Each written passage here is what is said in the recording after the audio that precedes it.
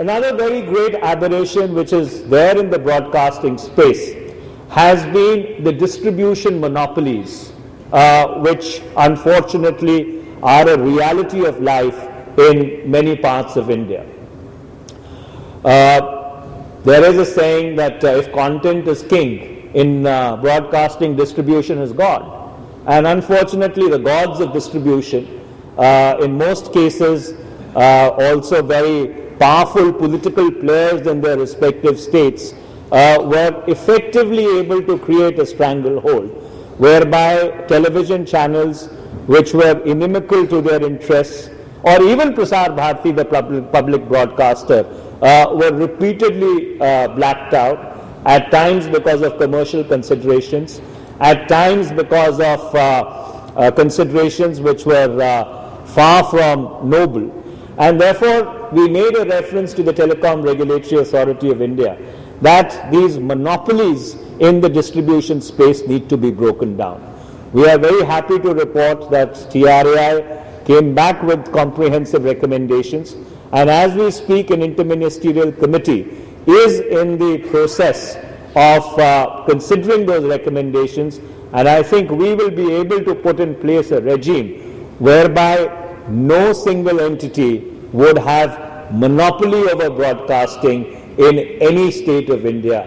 And concurrently, by regulation, we have ensured that all the 29 odd channels which the public broadcaster disseminates are a must carry in every distribution platform, be it DTH, be it cable, or be it any other platforms.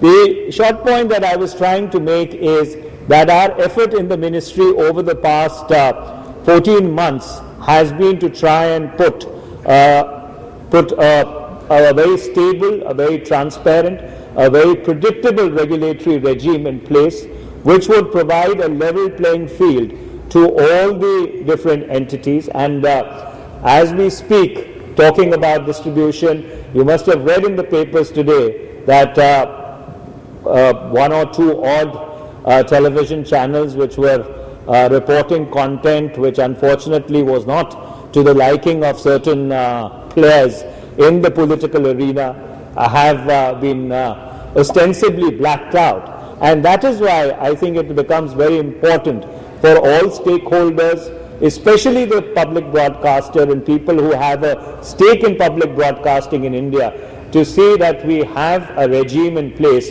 whereby no individual, no government is ever able to black out, block, or ostracize any content which is being disseminated, but that imposes a corresponding responsibility on the broadcasters also to try and shun sensationalism and to try and put out content which both has a modicum of propriety and also has a certain modicum of sobriety, so that the public discourse in this country remains critical but does not become corrosive.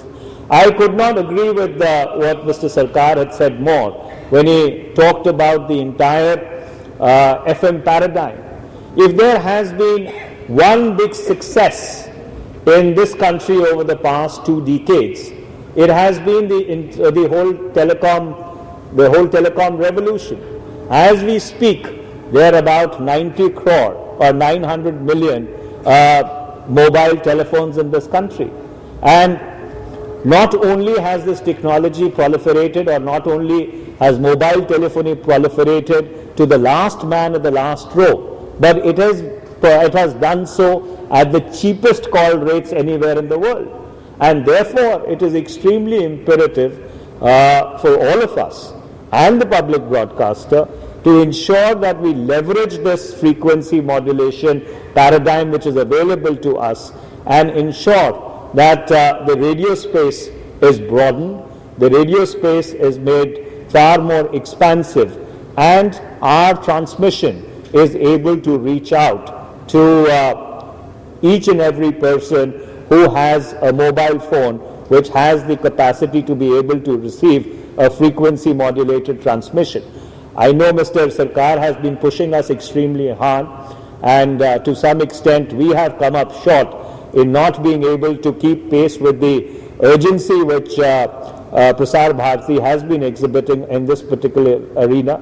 But I would like to assure him and all his colleagues that insofar as the FM paradigm is concerned, whatever support is required from the ministry would be available to Prasar Bharati, so that you can leverage this and become an early mover in ensuring that you have the largest FM-based network in the country.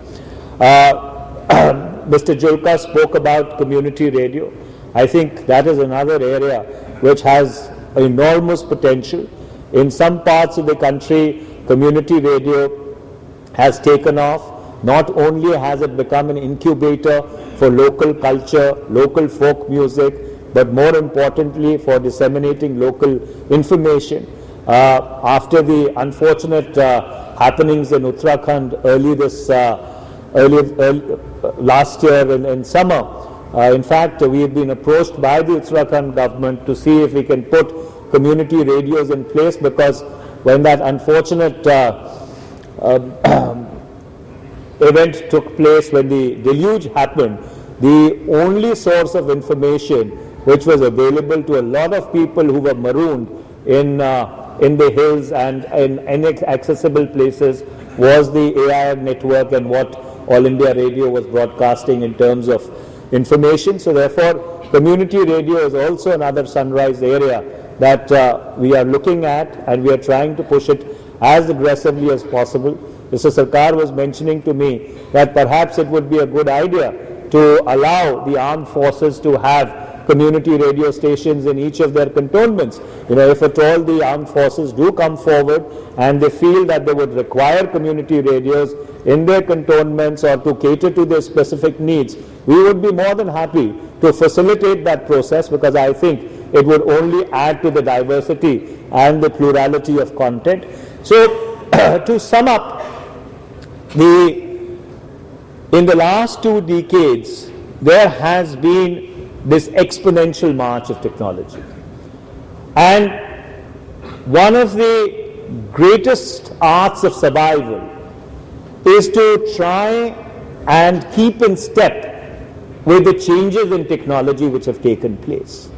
There are legacy technologies which have played a role in building up the entire broadcasting paradigm in this country, or the broadcasting infrastructure in this country.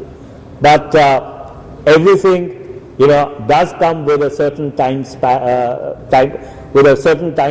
stamp. It does come with a certain expiry date, and I think it would be worth the while of the Broadcasting Engineering Society and all of you, very bright minds who've gathered here from not only across India but across the world, to apply yourself as to how and what technologies India would require, the Indian broadcasting paradigm would require, as we look from 2014 to possibly 2034. And I must conclude by saying that one of the most ambitious experiments, or one of the most ambitious initiatives which the Ministry of Information Broadcasting had launched was the entire digitization exercise.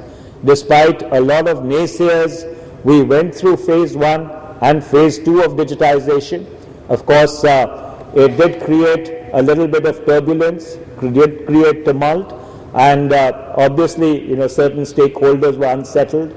Some of them made a very public exhibition of their unsettlement last time at this expo itself. But to them and to all the other stakeholders, I would like to say that the Ministry of Information and Broadcasting is committed to stay the course in digitization. We are evaluating the results of phase 1 and phase 2, but simultaneously and concurrently, we have not put phase 3 and phase 4 on hold. We are going ahead with the preparations, but we only want to do phase 3 and phase 4 of digitization better than what we did in phase 1 and phase 2, drawing from the lessons that we have learned from that experience. Once again, I would like to thank all of you for inviting me here. I have a flight to catch at 1 o'clock, so therefore I would have to leave you, but I would once again like to wish the conference and all the participants and delegates all the best and I hope that we would have some concrete takeaways in terms of deliberations from the end of this conference. Once again to you, Mr. Dikshit, Mr. Singh, and to all your colleagues, thank you for having us here. Have a good day, happy Makar Sankranti, and happy Eid.